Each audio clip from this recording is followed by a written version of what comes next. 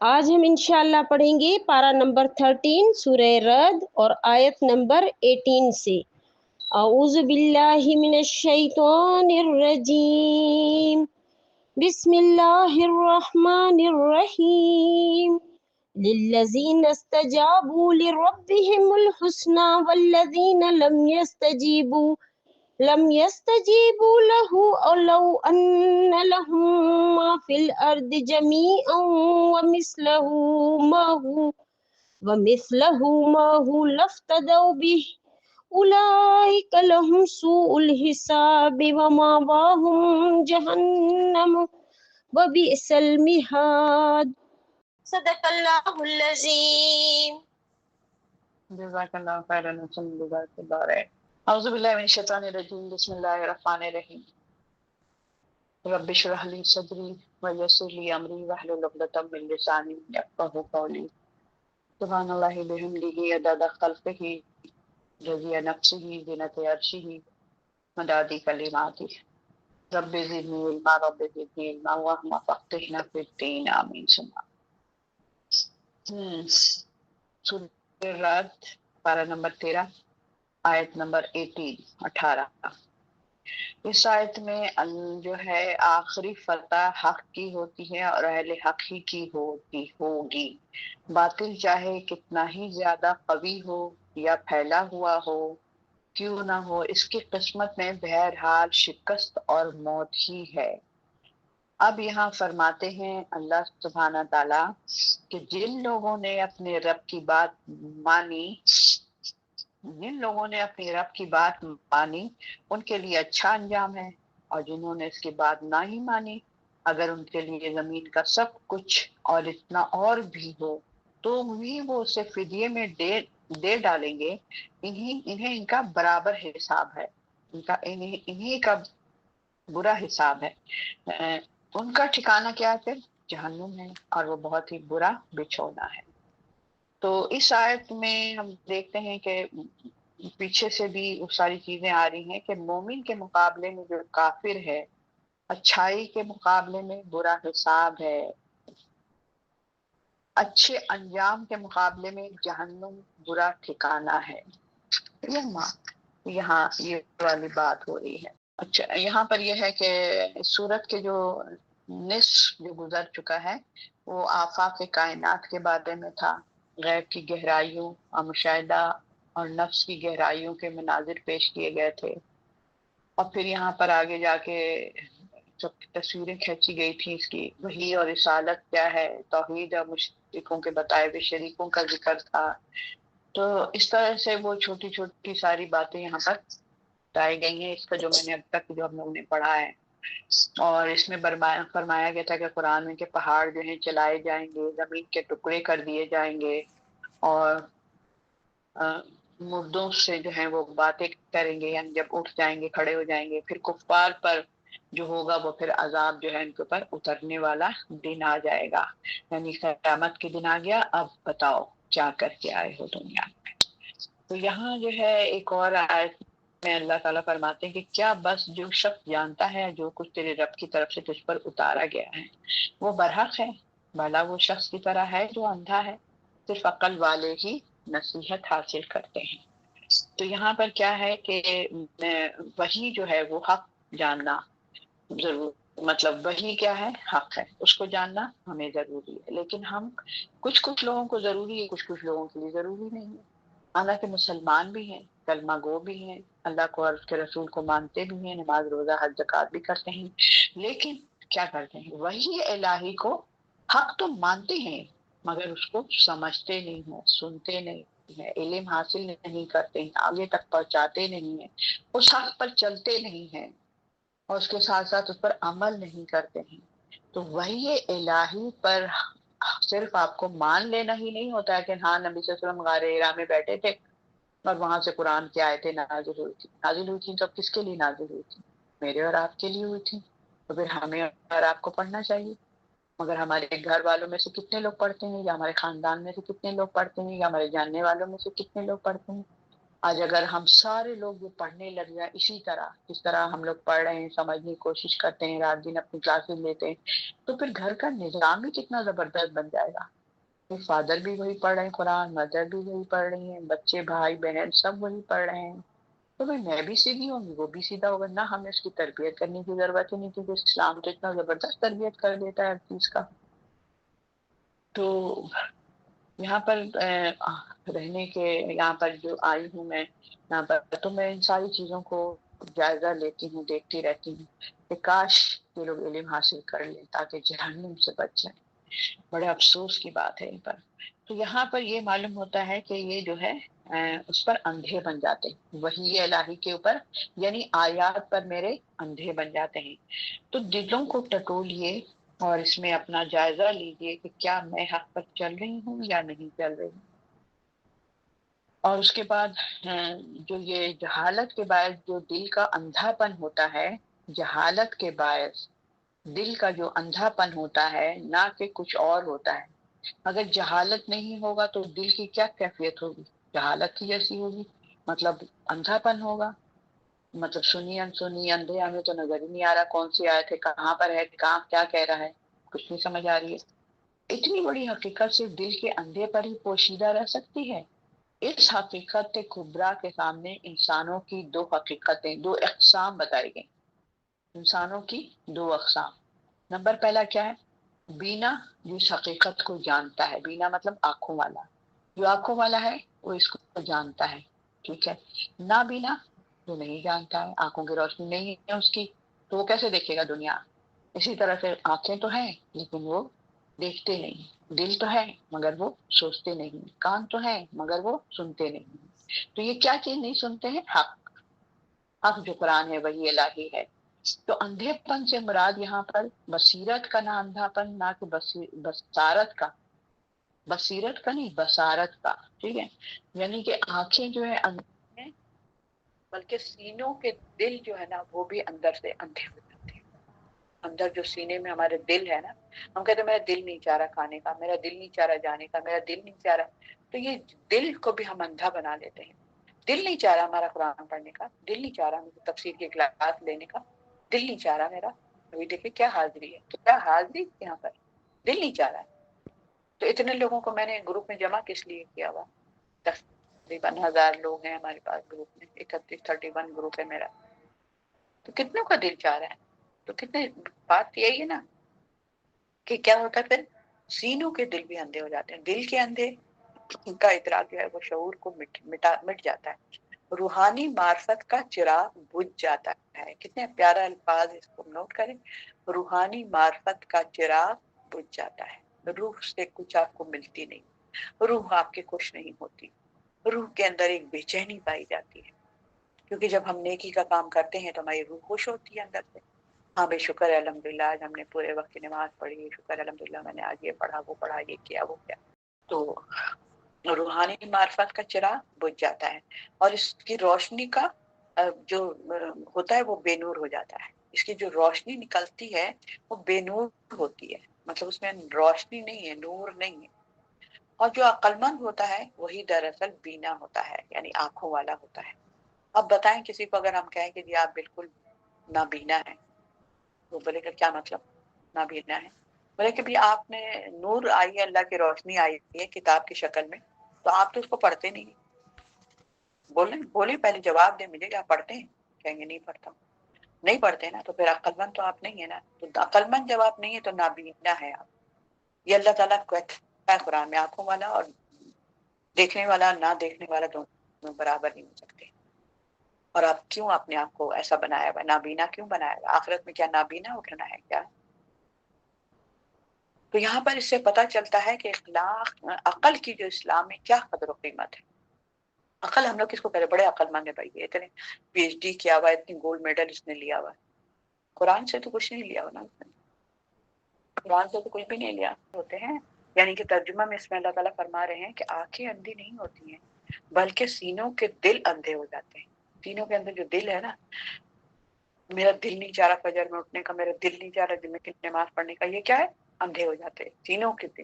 آنکھیں اندھی نہیں ہوتی، دل کے اندھے جو ہوتے ہیں وہ ان کا ایک شعور ان کا جو اندر سے جو نا مٹ جاتا ہے، ادراک کا شعور جو ہوتا ہے وہ مٹ جاتا ہے، روحانی معرفت کا چراغ بجھ جاتا ہے اور اس روشنی کے وہ پھر اسے بے نور ہو جاتا ہے. جو عقل والے ہوتے ہیں وہی دراصل بینا ہوتے ہیں، یعنی آنکھوں والے ہوتے ہیں، اور وہی تذکیر حاصل کرتے ہیں، یعنی کہ ہر چیز کا اللہ تعالیٰ نے کیا کہا اچھا غور سے سنتے ہیں. کوئی اگر اللہ کی بات بتائے تو ایک دم غور سے سنتے ہیں، انٹرسٹ ہوتا ہے. ہم تو ایسے لوگوں کو ایسا لگتا ہے ڈھونڈتے ہیں، بہت کم ہماری زندگی میں ایسے لوگ ملتے ہیں کہ جو بہت انٹرسٹ لے رہے ہیں. سب سے بڑی بات آپ اپنے گھر والوں کو ہی دیکھ لیجیے، کیا عالم ہے ہمارے گھر والوں کا سب کا. مجھے پتا چلا کہ عقل کی اسلام میں کیا قدر و قیمت ہے. آخرت کا سوال جواب، ذمہ داری کا، صرف یہ سب کا ذمہ داری کے جو دار و مدار ہے وہ ساری چیزیں کیا ہے؟ عقل پر ہے، بشرطے کہ عقل سلیم ہو، اور وہی دراصل عقل ہے. عقل سلیم ہی دراصل عقل مند ہے، عقل ہے. عقل سلیم ہی عقل کہلانے کے مستحق ہے، عقل والے کہلانے کے مستحق ہیں. ورنہ اگر آپ اپنے اندر کانفیڈنس پیدا کریں، ٹھیک ہے، آپ سب بہنیں اپنے اندر کانفیڈنس پیدا کریں. آپ نے قرآن پڑھ رہی ہیں، الحمدللہ کافی لوگ اس پر عمل بھی کر رہے ہیں، تو پھر آپ کیا ہیں؟ آپ عقل سلیم کے ساتھ چل رہی ہیں. اور اگر آپ کے گھر والے یا باہر کے لوگ یا معاشرے کے لوگ نہیں ہیں تو پھر آپ ان کو اپنے آپ کو ڈرائے مت کہ بھئی میں ان کے ساتھ کیسے بیٹھوں، وہ مجھ سے کچھ پوچھ لیں گی، ہم نہیں بتا سکتے ہیں. کیوں نہیں بتا سکتے؟ جو آتا ہے آپ کو وہ بتائیے، اور آپ لے آئیے اس طرف. جب بھی کوئی بات سمجھ نہیں آئے تو یہ بات لے آئیے کہ اچھا یہ بتائے نا کہ سارے نبی آئے تھے تو کیا کام کرنے آئے تھے؟ بندگی رب کی دعوت دینے آئے تھے نا، وہی دعوت میں بھی دے رہی ہوں، یہی دعوت آپ کو بھی دینا ہے. بس بات کو ایک دم سے ادھر لے آئیے، ضروری نہیں. تو ہمیں جب علم ہے تو ہم کیوں ڈریں بھائی؟ جو علم والے نہیں ہیں ہم ان سے ڈریں؟ یہ کیا بات ہے؟ تو یہاں پر کیا ہے؟ عقل سلیم جو ہے نا وہی دراصل عقل والے ہوتے ہیں. عقل سلیم ہی عقل کہلانے کے، عقل مند کہلانے کے مستحق ہوتے ہیں. چنانچہ یہاں پر ہم عقل مندوں کی صفات بیان کی جا رہی ہے. اس کی ہیڈنگ بھی یہی ہے، عقل مندوں کی صفات کیا ہے. پھر اب دیکھیں، اس کو بڑی اہم باتیں ہیں ساری. جو اللہ کے عہد کو پورا کرتے ہیں، میثاق کو نہیں توڑتے ہیں، وعدوں کو، میثاق کو نہیں توڑتے ہیں. آیت نمبر 20 میں تھا. دراصل اولو الالباب کی ساری صفات جو یہاں آئی ہے وہ یہ ہیں. اولو الالباب کسے کہتے ہیں؟ غور و فکر کرنے والے لوگ، عقل مند لوگ، اولو الالباب لوگ جو ہوتے ہیں ان کی صفت کیا ہوتی ہے. اب میں اس کو آپ لوگوں کو بہت سارا بتاؤں گی، اس میں دیکھیے کہ میں اس میں اتر رہی ہوں پوری یا نہیں اتر رہی. ٹھیک ہے، اگر جو لوگ نوٹ کر رہے ہیں ان کے لیے بہت ہی بہترین بات ہے کہ بعد میں اس پر ٹک لگائیں کہ ہاں بھائی یہ میں کرتی ہوں، اور کراس لگائیں جس پر میں نہیں کرتی. جو اس پہ نہیں کرتی تو اس پر عمل کرنے کی کوشش کریں. کیا ہے نمبر 1؟ کیا ہے کہ عہد اللہ کا جو ہوتا ہے، عہد جو ہم نے اللہ سے لیا ہے اسے وہ نہیں توڑتا ہے. یا اللہ سے لیا ہوا کسی انسان سے لیا ہے ہم نے کوئی عہد، کوئی وعدہ، کوئی پرومس، تو ہم اسے توڑیں گے نہیں. اب ہم سب بہنیں اس بات کو اپنی اپنی فکر کریں کہ بھائی میں تو توڑ دیتی ہوں. میں نے ایک دفعہ کسی کے ساتھ ایسے کیا تھا، وہ مجھ سے اتنا ناراض بھی ہوا تھا. تو کیا ہے؟ انشاءاللہ کہا کریں. اگر اللہ نے چاہا تو میں انشاءاللہ ضرور آؤں گی آپ کے گھر، لیکن میں وعدہ نہیں کرتی. میں تو اسی طرح بولتی، میں وعدہ نہیں کرتی ہوں، میں کوشش پوری کروں. تو اس طرح سے عہد اللہ کو اسے نہیں توڑنا ہے. نمبر 2 کیا ہے؟ جن چیزوں کو ملانے کا حکم ہے انہیں ملانا چاہیے. جن چیزوں کو ملانے کا حکم ہے، جیسے 2 رشتے خراب ہو رہے ہیں تو آپ اس کو ملائیں، ان کو جوڑیں، نہ کہ اور اس میں اندر بدتمیزیاں پیدا کریں، خلل پیدا کریں، غلط باتیں پیدا کر کے اور مزید دور کر دیں. نہیں، جن چیزوں کو ملانے کا حکم دیا، جیسے جس کو رشتوں کو توڑنے کے لیے نہیں کہا گیا، جوڑنے کے لیے کہا گیا ہے. تو جن چیزوں کو ملانے کا حکم ہے انہیں ملائیے. نمبر 2. نمبر 3 اپنے رب کی مشیت. مشیت کیا؟ میری رب کی مرضی یہ تھی، میرے رب کی مرضی یہ ہے، میرا رب مجھے یہ کہتا ہے، میرا رب مجھے یہ کہتا ہے. اس کی مشیت کو جانے اور اس پر عمل کرے. سب سے بڑی بات ہے فتواصوا، وہ ہے نا، والعصر ان الانسان لفی خسر الا الذین آمنوا وعملوا الصالحات. جو لوگ ایمان لائے اور نیک عمل کرتے رہے وہ خسارے سے بچ جائیں گے. تمام انسان خسارے میں، لیکن جو عمل کرے گا وہ خسارے سے بچ جائے گا. صرف ہم نے پڑھ لیا، سن لیا اور پھر ویسی کے ویسی عمل ہے ہی نہیں ہمارا، تو بس سمجھ جائیں کہ خسارے کے لوگ ہیں یہ۔ تو اللہ تعالیٰ کہہ رہا ہے سوائے ان لوگوں کے جو ایمان لائے اور نیک عمل کرتے ہیں، حق کی تلقین اور صبر کی نصیحت کرتے ہیں۔ تو نمبر 3 میں کیا تھا؟ اپنے رب کی مشیت یعنی اس کی رضا مندی بریکٹ میں لکھ لیں تاکہ کچھ لوگوں کو سمجھ نہیں آتی۔ اچھا 1 2 3 4 فورتھ، حساب کی برائی سے خوف کھانا۔ حساب، اللہم حاسبنی حسابا یسیرا، اللہ کے ہم جائیں گے، میرے دن ختم ہو گیا، آج کا دن میرا آخری تھا دنیا میں رہنے کا، میں یہاں سے چلی گئی، اب کیا ہوگا؟ جو اعمال نامے میں میرے لکھا ہوا ہے وہ سارے کے اندر دیکھا جائے گا کہ اس میں برائیاں زیادہ ہیں یا، تو ہمیں کیا کرنا ہے؟ اللہم حاسبنی حسابا یسیرا، اللہ ہم سے آسان حساب لینا۔ حساب تو اللہ پانی کا بھی لے گا، حساب تو اللہ دانے کا بھی لے گا، حساب تو اللہ کھانوں کا بھی لے گا، اللہ حساب تو ہر چیز کا لے گا۔ اٹھایا پھینک دیا، پانی آدھا پیا آدھا پھینک دیا، یہ کیا وہ کیا، پانی فضول خرچ، وضو کر رہے ہیں پورا نل کا کھلا ہوا تیز تیز پانی جا رہا ہے، اور میں نے تو یہاں پہ ایسے بھی دیکھتی ہوں کہ بھائی انسان بات لے رہا ہے تو بھائی شاور کھلا ہوا ہے تو کھلا ہوا ہے، بولے بھائی کیا مطلب اس کو بار بار بند کریں گے کھولیں گے، گرم کرو ٹھنڈا کرو گرم کرو ٹھنڈا کرو، کھلا رہنے میں کیا ہوگا؟ واو۔ تو پھر کیا ہے؟ تو ہمیں حساب دینا ہے اللہ کے ہاں، تو ہمیں ان سب چیزوں پہ ڈرنا پڑے گا، ایک دانہ بھی ہماری پلیٹ میں نہیں رہ جائے، تو یہاں پر حساب کے خوف کھانا۔ اس کے بعد پھر کیا ہے؟ اللہ کی رضا کے لیے صبر کرنا، کتنی اچھی بات ہے، اللہ کی رضا کے لیے صبر کرنا۔ میں صبر تو اس لیے کیا بھائی اللہ تعالیٰ مجھ سے راضی ہو جائے، اور صبر کا مجھے اجر اتنا دے گا نا، میں نے آپ لوگوں نے بھی بتایا صبر کا یہ تھا کہ اللہ تعالیٰ سب کو حساب سے قیامت کے دن دے گا، یہ تم نے اتنا صدقہ کیا، اتنا خیرات کیا، اتنا انفاق کیا، اتنا یہ کیا، اتنا وہ کیا، یہ نیکی ہے تمہاری، تولی جائے گی نا، ہماری لکھی ہوئی قرآن میں کہ تمہاری نیکی تولی جائے گی۔ تو اس کے بعد کچھ لوگوں کو اللہ تعالیٰ کہے گا وہ دیکھو پہاڑ کے احد کے پہاڑ کے برابر نیکیاں جمع ہیں ڈھیروں ڈھیر، جتنا چاہتے ہو جا کے لے لو، جتنا چاہتے ہو۔ لوگ کہیں گے یا اللہ یہ کون لوگ ہیں اتنے خوش نصیب، کیا صدیق ہیں، کیا شہداء ہیں، کون لوگ ہیں، یا کوئی ولی ہیں، کون لوگ ہیں؟ اللہ تعالیٰ کہے گا کہ دنیا میں جب اس پر کوئی مصیبت آتی تھی تو وہ صبر کرتا تھا، آج صبر کا پھل یہ ہے کہ جتنی نیکی چاہتے ہو لے لو۔ کتنی پیاری بات ہے، جب ہم پر صبر کا موقع آتا ہے، خدا نخواستہ، مطلب خدا نخواستہ کیا، معاف کر دینا مجھے، مطلب اگر کسی کا انتقال ہو گیا، فرض کریں کسی کا کچھ بھی ہو گیا، ایکسیڈنٹ ہو گیا، کچھ بھی ہو گیا، کوئی نقصان ہو گیا، ہمارا تجارت نقصان ہو گیا، پیسے ڈوب گئے، تو ہم کیا کرتے ہیں؟ وابیلا میں جاتے ہیں، شور شرابہ کرتے ہیں، تو پھر کیا کرتے ہیں؟ صبر نہیں کرتے۔ اس وقت پہلی چوٹ پر صبر کرنا ہی اصل میں صبر ہے۔ تو ہم نے کیا کرنا چاہیے؟ اگر آپ کو چاہیے احد کے پہاڑ پر آپ جا کے جتنی نیکی لینا چاہیں گے، اس دن تو ہم ایک ایک نیکی کو ترسیں گے کہ بھائی ایک نیکی بھی کوئی مجھے ملے، میری ماں بھی کھڑی ہوگی کہے گی کہ بھائی یہ اور وہ، میں کہوں بھائی میری نیکی مجھے دے دو بس، میں آپ کو نہیں جانتی نا۔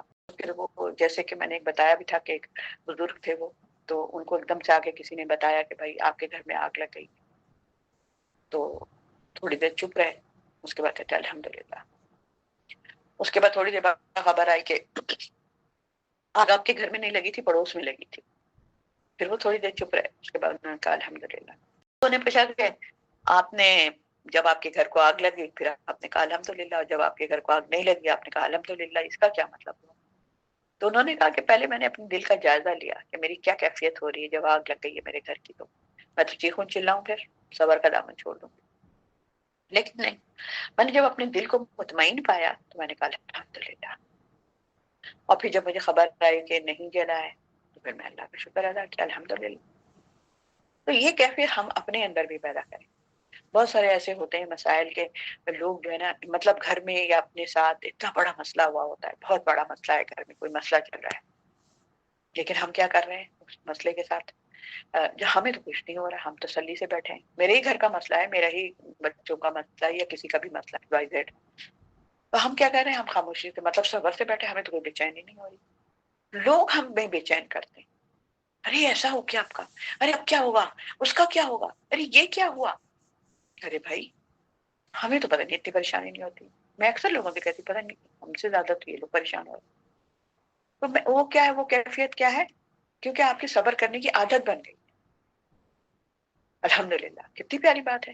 اور صبر کا اجر تو آپ کو بتا دیا میں نے کہ احد کے پہاڑ کے برابر چاہیے تو لے لو، ورنہ وہ تھوڑا سا جو وقت آیا تھا نا، کوئی مشکل آپ کی خبر آئی تھی، آپ رونا چیخنا شروع کر دیا، تو پھر کیا ہوا؟ سارا اجر ضائع ہوا۔ اب دوبارہ تھوڑی وہ آزمائش اللہ تعالیٰ ڈالے گا فوراً، تو جب کوئی آزمائش آئے تو ہم صبر کر لیں۔ اچھا، اس کے بعد والا جو ہے اقامت الصلاۃ، نماز کو قائم کرنا۔ عقل مندوں کی صفات میں سے یہ ایک صفات ہے کہ وہ اقامت الصلاۃ، گھر والوں کو نماز کا حکم دیتے ہیں، بچاؤ اپنے آپ کو اور اپنے اہل ویال کو اس جہنم کی آگ سے جس کا ایندھن بنیں گے انسان اور پتھر۔ تو ہمیں پھر کیا کرنا چاہیے؟ ہونا چاہیے اقامت الصلاۃ کا بھی ہم اپنے بچوں کو اور سب لوگوں کو حکم دیں۔ رزق خدا بندی میں سے، اس کے بعد والا جو ہے رزق خدا بندی میں سے پوشیدہ اور علل اعلان خرچ کریں، چھپا کر بھی علل اعلان بھی۔ یہ کون لوگ کرتے ہیں؟ عقل مند لوگ۔ اپنے آپ کو عقل مند بنانا ہے بیوقوف۔ پھر کیا ہے؟ رزق خدا بندی میں سے، یعنی جو اللہ نے ہمیں دیا ہے اس میں سے پوشیدہ بھی اور علل اعلان بھی خرچ کرنا ہے۔ اچھا، جو آخری صفت ہے وہ یہ ہے کہ برائی کا جواب نیکی سے دینا ہے۔ کتنی اچھی کوالٹی ہے اس کے اندر، اس میں سب لوگ اس میں ٹک لگائیں کہ بھائی واہ کیا بات ہے۔ ٹھیک ہے، آپ لوگ ریکارڈنگ سن لیجیے گا، اس میں سے پوائنٹ نوٹ کیجیے گا، اس میں ٹک لگائیے گا، کسی وقت ہمیں بتا دیجیے گا کہ ہم نے اس میں ٹک لگایا ہے۔ برائی کا جواب کیا دیتے ہیں؟ نیکی کے ساتھ دیتے ہیں۔ کتنی پیاری بات ہے، کوئی برائی کرتا ہم اور برائی کرنے لگتے، ایک پتھر کسی نے مارا تو ہم 2 پتھر مار دیں گے اس کو۔ نہیں، ایسا نہیں کریں، بس چھوڑیں ہر چیز کو، بولے کہ چھوڑے یار، میں نہیں یاد رکھتی، کوئی مجھے پرانی طرح بات یاد دلاتا اس نے آپ کے ساتھ ایسا کیا ایسا کیا، میں نے کہا مجھے یاد نہیں رہتا بات، مجھے مت بتاؤ اس کے بارے میں۔ نبی صلی اللہ علیہ وسلم کیا کہتے تھے؟ میرے صحاباؤں کی برائیاں میرے ساتھ مت کرو۔ تو برائی کا جواب نیکی سے دینا۔ ان تمام صفات میں سے آیت نمبر 20 میں صرف پہلی صفت کا بیان ہوا، اور اب تھوڑی سی تفصیل کے ساتھ ان صفات کو بیان کیا جائے گا، یعنی کہ پورا جو میثاق کیا ہے، اور پھر عہد وطن خدا سے جو ہم نے عہد کیا وہ کیا ہے، پھر ساری زندگی کی بنیاد، یہ پہلا عمل میثاق ہے۔ یہ سب اب میں انشاءاللہ تعالیٰ کروں گی، کیونکہ ہمارا ٹائم ختم ہو گیا ہے۔ وآخر دعوانا الحمدللہ رب العالمین، سبحانک اللہم وبحمدک، نشہد ان لا الہ الا انت، نستغفرک ونتوب الیک۔ سبحان ربک رب العزت عما یصفون، وسلام علی المرسلین والحمد للہ رب العالمین۔ السلام علیکم ورحمۃ اللہ۔